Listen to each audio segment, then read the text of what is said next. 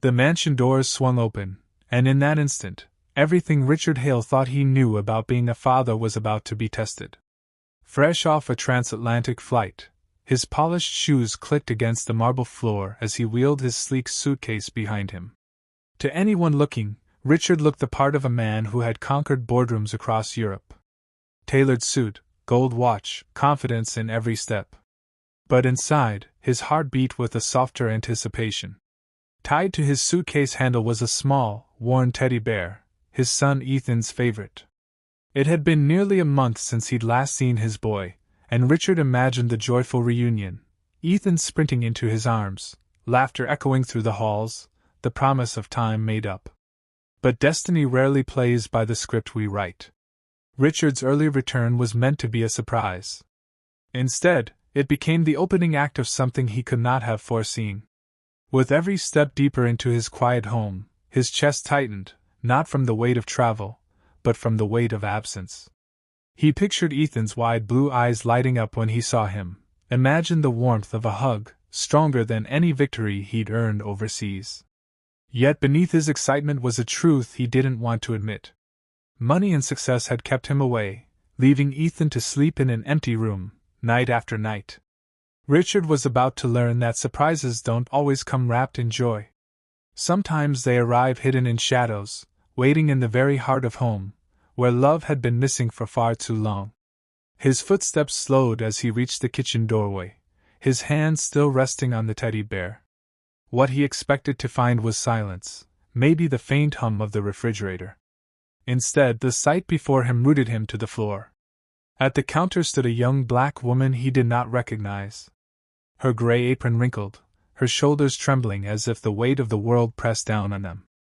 Her face was turned away, but the sound of her muffled sobs filled the room like a secret that could no longer be contained. Wrapped tightly around her waist, clinging with all the strength his small arms could muster, was Ethan, Richard's only son. The boy's cheeks were blotchy, his eyes red from crying, and his tiny fingers dug into the fabric of the woman's apron as though she were the last safe place on earth. Ethan wasn't merely hugging her. He was holding on for dear life. "Ethan," Richard said sharply, his voice trembling with confusion more than anger. But neither child nor caretaker turned at first. Only when his tone grew firmer did the woman's head snap around. Tear-streaked cheeks, startled wide eyes. It was the expression of someone caught in a moment they never intended anyone else to see. "Daddy, no!" Ethan wailed suddenly, his voice breaking. "Don't take her away." The words pierced Richard's chest, leaving him speechless. The woman swallowed hard, her voice tight as she finally spoke. "I'm sorry, sir." "He won't let go." She tried to loosen Ethan's arms, but the boy clung harder, shaking with desperation. In that instant, Richard realized this was no ordinary scene between a maid and her employer's child. His son wasn't simply seeking comfort. He was begging not to lose it. And Richard, for the first time in years, felt the sharp sting of being a stranger in his own home. The woman steadied her breath, eyes darting between Richard and the little boy, still buried against her shoulder. "My name is Naomi Brooks," she whispered, her voice trembling, but steady enough to carry. "The agency sent me last month when your former nanny left. We spoke on the phone twice. You approved me." Richard blinked, searching his memory. Yes, there had been a voice, calm and professional, but nothing that prepared him for this. Nothing that explained why his son was clinging to her as if she were his lifeline. Naomi gently stroked Ethan's back, her own tears refusing to stop. "I burned the rice earlier," she admitted with a bitter laugh. "That's why I was crying. But not because of you." She paused, gathering the courage to say the words that weighed on her chest. "It's because Ethan told me he wished I was his mommy." The kitchen fell into silence, the hiss of a forgotten pot on the stove the only sound.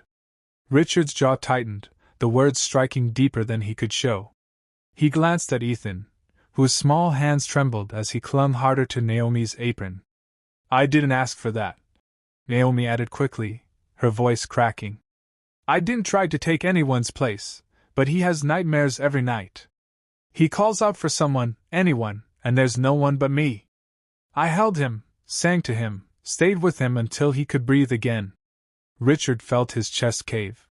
Weeks of 18-hour workdays, endless meetings, and deals meant to secure Ethan's future suddenly seemed hollow. He remembered a brief message from his former nanny about Ethan crying in his sleep, but he had brushed it off as a phase. Looking now at his son's swollen eyes and Naomi's raw, tear-streaked face, Richard understood. This wasn't a phase. It was loneliness. And in his absence, a stranger had become the one person who made his child feel safe. Richard's throat tightened as he watched the scene unfold before him. Ethan's small voice broke through his thoughts, ragged and desperate. "She helps me breathe, Daddy." The words cut deeper than any boardroom insult or failed deal ever could. For years, Richard had told himself he was working for Ethan, building an empire so his boy would never know struggle, never want for anything. But standing in that kitchen, he saw the truth he had refused to face. Money couldn't chase away nightmares, and contracts couldn't hold a child through the dark. Naomi looked down, wiping her cheeks with the back of her hand. "I'm not asking to stay," she said softly, though her voice trembled with something unspoken. "I didn't realize how deep I was in until he said that." Her gaze flickered toward Richard, equal parts fragile and unyielding. "He needed someone, Mr. Hale. And I was here." For the first time in his life, Richard felt words slip from him, leaving only silence. He had commanded entire floors of executives, dismantled competitors with sharp precision. But now, before a crying child and a woman he barely knew, he was powerless. His polished image cracked as guilt settled heavy in his chest. He had imagined this homecoming so differently. A joyful reunion, Ethan running into his arms, the perfect picture of a devoted father returning from a successful trip. Instead, his son was clinging to another's embrace. And Richard was the outsider. "I thought I was doing the right thing," Richard muttered almost to himself, his voice raw. "Working, building something for him." Naomi's eyes lifted, steady now, her words slicing cleanly through the air. "Money doesn't sing to a child at night, Mr. Hale. It doesn't hold their hand after a bad dream." And with that, the carefully constructed walls Richard had built around his choices began to crumble. Ethan pressed his face deeper into Naomi's side, his small voice muffled, but urgent. "Don't make her go, Daddy. Please!" The plea unraveled Richard from the inside out. He had returned with gifts, convinced they could patch the distance. But now he saw how shallow those gestures were. His son wasn't begging for toys or trips or the promise of a brighter future. He was begging for presence. For love he could touch. Richard opened his mouth, then closed it. The words caught like gravel in his throat. Naomi, steadying herself, placed her hand gently on Ethan's head. "It's okay, sweetheart," she whispered, her voice firm but soothing. "No one's mad at you." Her words weren't just for Ethan. They were for Richard, too, though they carried the weight of a reprimand wrapped in compassion. "I'm not angry," Richard said quickly, his voice breaking through the heavy silence. "I could never be mad at him." Naomi's eyes flicked to his, sharp and unafraid. "Then show him," she said plainly. "He's only 4. He doesn't understand silence or long hours at the office. All he knows is you leave and come back with gifts instead of hugs." The truth stung. Richard had believed that providing was enough. That the empire he built was love in another form. But standing there, watching Ethan's tiny shoulders tremble, he realized the flaw in that thinking. Ethan didn't need proof of wealth. He needed proof of love. Richard's hands trembled slightly as he reached out. "Ethan," he said softly, lowering his voice to something fragile and human. His son hesitated, clinging tighter to Naomi. And in that hesitation, Richard understood the depth of the distance between them. A distance that no amount of money had ever been able to bridge. Richard stayed still, his arms open, unsure if his son would ever cross the gap between them. The silence stretched, broken only by the faint hiss of the pot on the stove. Then, slowly, like a child testing the edge of a cold pool, Ethan peeled himself from Naomi's side. His steps were hesitant, his tear-streaked face lifted cautiously toward his father. There was no sprint, no joyous leap like Richard had dreamed of on the plane ride home. Instead, Ethan moved as if trust itself had become fragile, something that could shatter if he moved too quickly. When he finally reached his father, Ethan didn't throw himself forward. He melted, almost testing the warmth of Richard's embrace before surrendering to it. Richard wrapped his arms tightly around him, feeling the small body quiver against his chest. His voice cracked, raw with regret. "I'm so sorry, buddy. I didn't know how lonely you were." Ethan's reply came in a whisper so faint it nearly broke Richard's heart in half. "Don't make her leave." Richard glanced up at Naomi, then his grip tightening around his son. She stood frozen, her hands twisting the apron at her waist, tears threatening again. But this time, she didn't hide them. Her face told him everything: how deeply she cared, how afraid she was of being dismissed, how much of herself she had already given. "I don't want her to leave either," Richard said softly, the words surprising even him as they left his lips. Naomi's lips parted in shock, her breath catching as though she hadn't dared to hope. In that moment, Richard realized it wasn't just Ethan who had been saved by Naomi's presence. She had saved him, too, forcing him to see the cracks in the life he thought was perfect, and giving him the chance to rebuild, not with wealth, but with love. Naomi's hands stilled at her sides, her eyes wide with disbelief as Richard's words settled between them. "Sir, please," she began cautiously, her voice low, almost uncertain. "I don't want to overstep. I was hired to keep the house in order, not—" Richard shook his head firmly, though his voice carried a gentleness it hadn't before. "Not just as the maid, Naomi. Stay as someone who cares about him. Maybe even as someone who can help me learn how to be the father he deserves." The sentence hung in the air, heavy with sincerity. Ethan looked up, his small hand still clutching Richard's sleeve, his eyes glistening with hope. "Can she, Daddy? Please?" Naomi's throat tightened. "I don't want to cross any lines," she whispered, her composure faltering. "Cross them," Richard said, his gaze steady, unflinching. "If that's what it takes for him to feel safe again."